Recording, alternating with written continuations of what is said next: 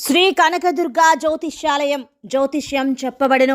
ప్రేమ సమస్యలు, పెళ్లి సమస్యలు, భార్యాభర్తల గొడవలు, విద్య, ఉద్యోగం, వ్యాపారం, కుటుంబ ఆర్థిక సమస్యలు, నరదిష్టి, నరఘోష సమస్యలు, సంతాన సమస్యలు, స్త్రీ పురుష వశీకరణం, గ్రహ సమస్యలు, బాలగ్రహ పీడకలలో ఎటువంటి సమస్యలకైనా 100% పరిష్కారం చేయబడును. అన్ని విషయాలు ఫోటో చూసి ఫోన్లో స్వయంగా చెప్పబడును. గురువు గారికి నమ్మకంతో కాల్ చేయండి. గురూజీ రామరాజు 9000442025. హలో ఫ్రెండ్స్, అందరికీ నమస్కారం. ముందుగా మీరు మా ఛానల్ని సబ్స్క్రైబ్ చేసుకోకపోతే సబ్స్క్రైబ్ చేసుకొని పక్కనే ఉన్న బెల్ ఐకాన్ని క్లిక్ చేసి ఆల్ సెలెక్ట్ చేసుకోండి. మా వీడియోస్ని లైక్ చేసి షేర్ చేయండి. రేపే ఆదివారం. ఈ ఆదివారం రోజున రాత్రి 12 గంటలకు ఈ యొక్క మీనరాశి వారు మీ గుమ్మం పక్కన ఇది పెడితే చాలు, ఇక మీ ఇంట్లో పంట పండినట్లే, మీ ఇంట్లో కనక వర్షం కురిసినట్టే, మీ యొక్క ధన ద్వారాలు తెరుచుకుంటాయి. మీకు ఏమైనా ఆర్థిక సమస్యలు ఉంటే ఇది గుమ్మం పక్కన పెట్టడం వల్ల మీకు ఉన్న ఆర్థిక సమస్యలన్నీ తొలగిపోతాయి. వద్దన్న డబ్బు వస్తూనే ఉంటుంది. చాలామంది ఈ రోజుల్లో ఆర్థిక సమస్యలతో ఇబ్బంది పడుతూ సతమతం అవుతూ ఉంటారు. కాబట్టి మీనరాశి వారు వీడియోని ఎక్కడా కూడా స్కిప్ చేయకుండా చివరి వరకు చూడండి. ప్రతి మనిషి ఆనందంగా ఉండాలని, దేవుని అనుగ్రహం ఉండాలని ఎప్పుడూ కోరుకుంటూ ఉంటారు. మనం చేసే పనుల్లో వృద్ధి కలగాలని, సంపాదన కలగాలని కోరుకుంటారు. కానీ కొంతమందికి మాత్రం ఎంత కష్టపడినా ఎక్కడ వేసిన గొంగళి అక్కడే ఉన్నట్లు ఎప్పుడూ ఒకేలాగా ఉంటారు. అప్పుడు ధన సమస్యలతో బాధపడుతూ ఉంటారు. మీరు కూడా ఎప్పుడు ఆర్థిక ఇబ్బందుల్లో ఉంటే కనుక మీరు వృద్ధిలోకి రావాలి అంటే రేపు ఆదివారం రోజున రాత్రి 12 గంటలలోపు మనం చెప్పుకోబోయే ఈ పరిహారం చేయండి. లక్ష్మీదేవి స్వరూపం గుమ్మం కాబట్టి గుమ్మానికి పసుపు రాసి కుంకుమ పెట్టి కనీసం గుమ్మం మీద మీకు కుదరకపోతే పసుపు నీటినైనా చల్లుకోండి.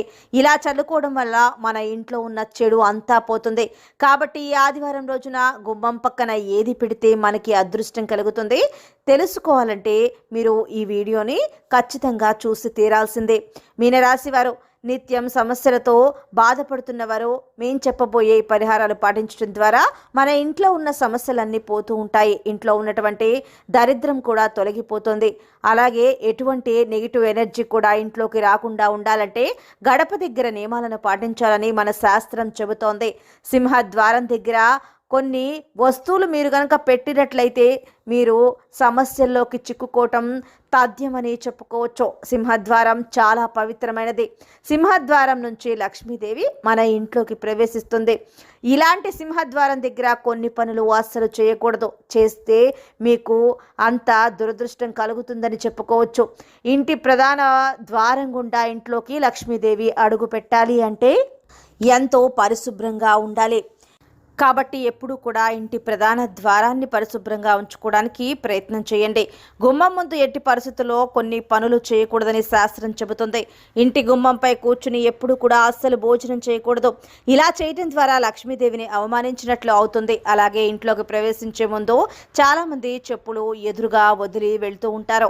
ఇలా చెప్పులు వదిలి వెళితే మీ ఇంట్లో నుంచి లక్ష్మీదేవి వెళ్ళిపోతుంది.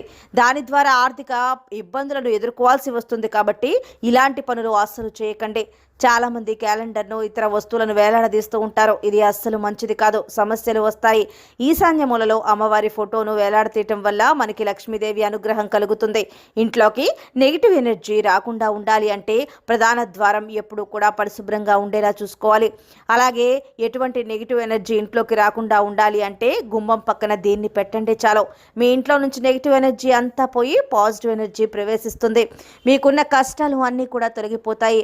ఇక ఆదివారం రోజున రాత్రి 12 గంటలలోపు మనం గుమ్మం దగ్గర ఏం పెట్టడం వల్ల మనకి ఆర్థిక ఇబ్బందులు పోయి లక్ష్మీదేవి కటాక్షిస్తుందో ఇప్పుడు మనం తెలుసుకుందాం. మనం దీనికోసం చేయవలసింది ఏమిటంటే కనుక పసుపు కలర్లో ఉన్న నిమ్మకాయలను తీసుకోండి. దాన్ని 2 భాగాలుగా కట్ చేసి ఒక భాగానికి కుంకుమను అద్దండి, ఇంకొక ముక్కకు పసుపుని అద్దండి. దీనిని గుమ్మానికి 2 వైపులా పెట్టండి.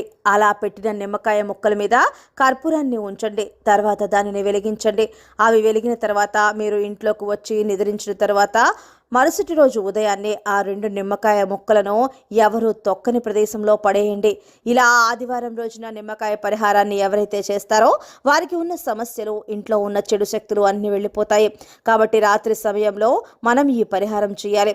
సో ఫ్రెండ్స్, చూసారు కదా, ఆదివారం రోజున ఇంటి గుమ్మం దగ్గర ఎటువంటి పరిహారం చేయాలో తెలుసుకున్నాం కదా.